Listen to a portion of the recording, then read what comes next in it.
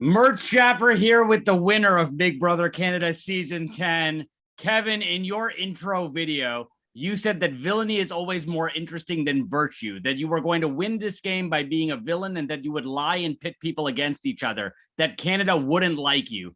How satisfied do you think Big Brother Canada fans are with seeing you win? I have no idea. I'm kind of getting to know it today. It seems like I don't know, but either way, it doesn't matter. I got the win. Who cares? So I'm happy. And on the note of villainy and pitting people against each other, that triple eviction was my masterpiece. Prior to the game, you said that you were a master manipulator. And if I had $1 for every time a player said that in their preseason interview and then went in and flopped, I'd be rich. How did you succeed where so many before you have failed?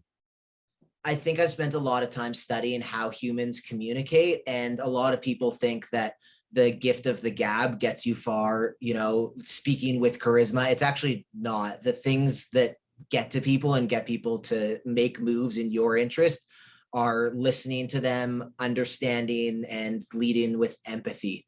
So it's not the, hey, I'm super charismatic and convincing. It's actually, I'm a really good listener. How scared were you when Josh won the tiebreaker in part 3 of the HOH? And what kind of conversations did you have with him after to ensure that he would take you? I didn't talk to Josh after he won the HOH. I was 90 to 95% sure based on the previous week or so that he was taking me. I really turned on the final two talk after Helena left in the scenario that Josh would win HOH part 3. What I was more afraid of was I really thought Josh would beat me in the finals. I thought I had to win HOH part 3 and take Betty, and I'm happy to say I was wrong. But you were confident that he would take you with the work that had been done prior. Yeah. We'd had enough discussions, especially the last couple of days, where I knew he was cutting Betty. He almost told Betty in advance. Did you know that you had won as soon as he cut Betty? No, I thought I was losing. I thought at the most I would get JC Lynn, Helena, and Summers votes and have it be at 6-3. I thought Canada, if they had a vote, would for sure vote for Josh. My game was not very visible, but I think because people kind of expected it from me the entire game, as people arrived in jury, they started putting the pieces together, and then the jury was happy to reward someone who didn't have the comp wins, but had the strategic side. During the jury phase of the competition, you seemed to hone in, like sort of in your final speech, in your answers to the jury. I felt like you were really sort of speaking to each one directly. This is something that not many people do. Did you have that plan from the beginning? Because that was the first time I've seen anyone do it so effectively, which is such an obvious strategy to like cater each answer to a specific person.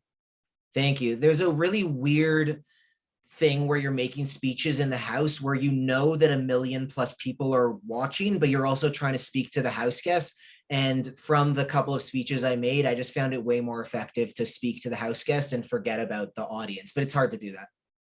You clearly went into the house with a very specific plan and are clearly a fan of the game. I'm interested specifically in your preparation to play. We know you wanted to find a solid partner to run things with, but were there other elements that we might not have seen?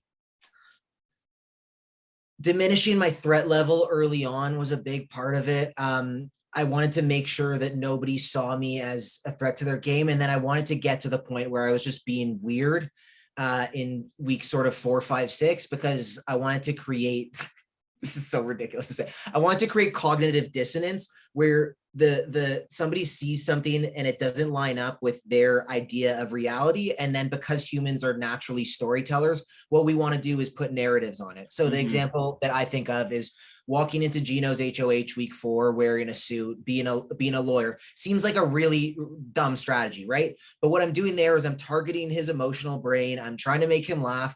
And then he's going, the way the brain works is when that emotional brain kicks in, his neocortex, the logical part of his brain, will find a reason, a rationale not to put me up. It's actually, we're not logical beings. We work based off of emotions.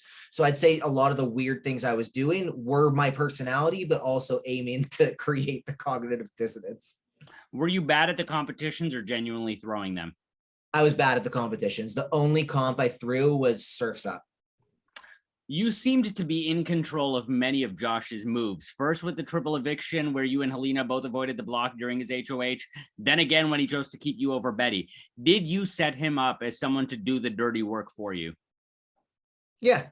Yeah, I'd say I did. Part of the reason why Helena and I pulled him in as our third was because we felt like he was good at comps. And then especially when I found out how many comps he was actually throwing, that was even more reason for me to keep Josh around and do the dirty work for me. What was it about Helena that made her stand out to you instead of someone like JC Lynn, who, at first glance looks like more of an athlete to win comps?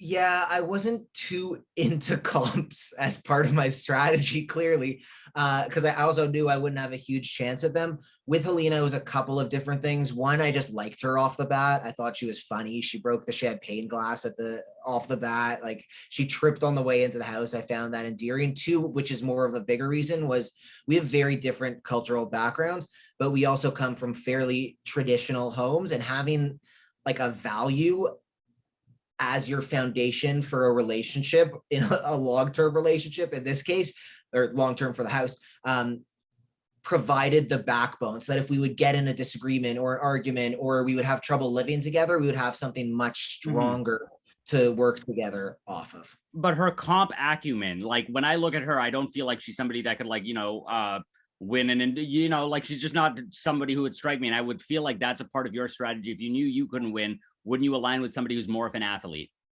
Yeah, it's an interesting point. I was just drawn to her, and the other thing is I could tell that she could keep a secret, and for me, keeping a secret is a way better skill than being good at comps, because outside of me, Josh, and Helena, I don't know that anyone in the house could actually keep a secret. If Marty didn't do the gummy bears that sent Gino home, do you feel like you would still be the winner? I think I would be there at the end. I've run a lot of these scenarios, but if I'm there with JC Lynn, then I think she probably wins. If I'm there with Gino for sure wins. So I think I would be close to the finals or even third, but I'm not sure. I need to sit next to like Helena, Betty, or Summer, which wouldn't be that easy. So maybe not. Strategically, how would you rank the other players? It seemed like you controlled things from the start. Did anyone pose a threat to you? I was really worried about Josh telling Betty about the crash test dummies, in which case then he would have been strategically better than me. Because the one thing I was thinking about a lot, or one of the things, was going a level deeper than everyone. So sides of the house form, go a level deeper to find some strategy there. If Josh told Betty about the crash test dummies, then he would be one level deeper, and then he would have me strategically beat. Fortunately, he didn't. And so, I mean, Josh is up there and Helena is up.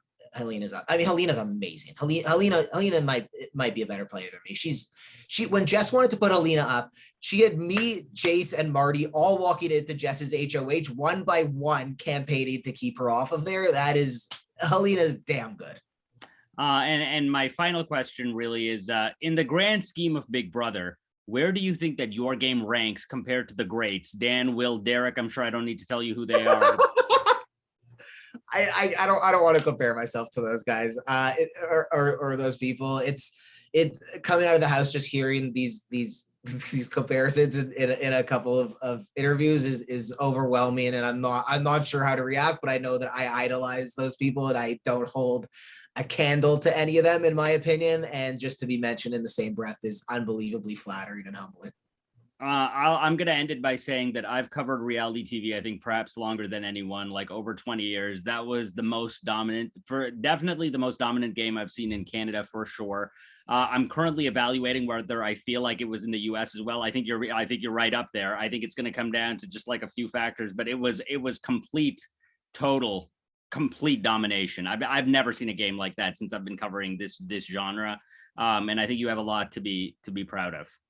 That means a lot, Murtz. I know you've been in the field for longer than basically anybody, so that is I'm overwhelmed. Thank you so much. Amazing, Kevin. Thank you so much. Thanks, Murtz.